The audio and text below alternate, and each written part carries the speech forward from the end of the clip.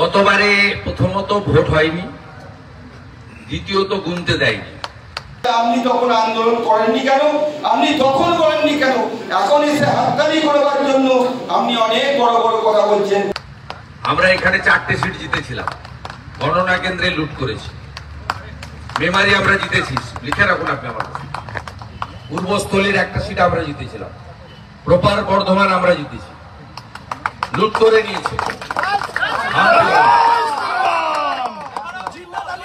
এবারে কি হবে পরে দেখা যাবে, কিন্তু গতবারে একাধিক আসনে গণনা কেন্দ্র থেকে লুট করে জিতে নিয়েছে।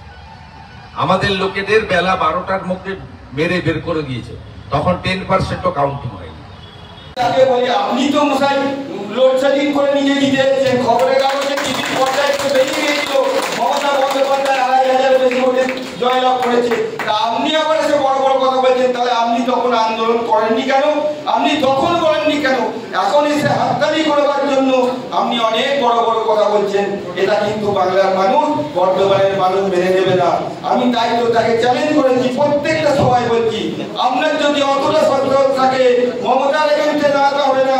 বর্তমান উত্তর বিধানসভায় দাঁড়িয়ে আপনি কি থেকে এটা করেন যে আপনি কত বড় মানুষের ব্যাপার, এটা কিন্তু আমরা খুবই চ্যালেঞ্জ করলাম। আজকে সাংবাদিকদের মাধ্যমে আপনার কাছে খবর পৌঁছে যাবে।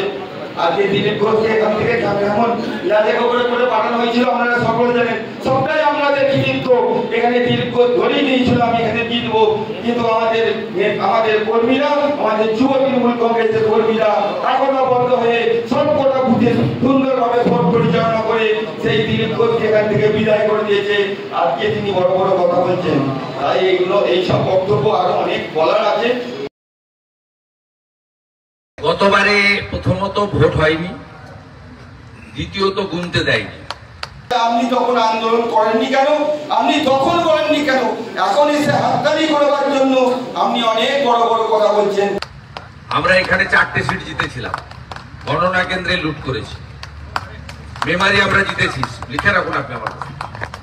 পূর্বস্থলীর একটা সিট আমরা জিতেছিলাম, প্রপার বর্ধমান আমরা জিতেছি, লুট করে নিয়েছে।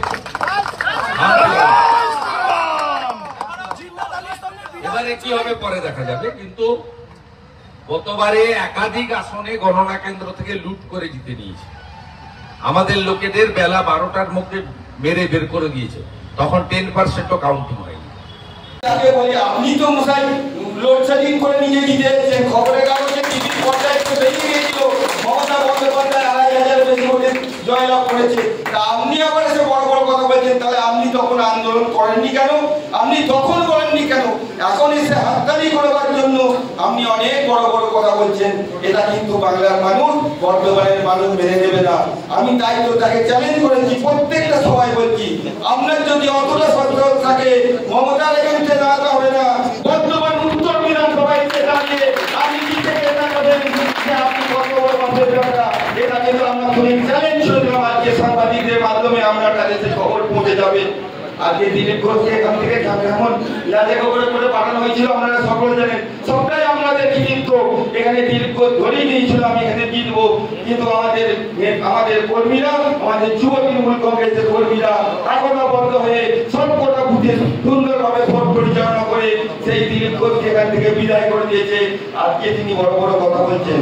তাই এইসব বক্তব্য আরো অনেক বলার আছে।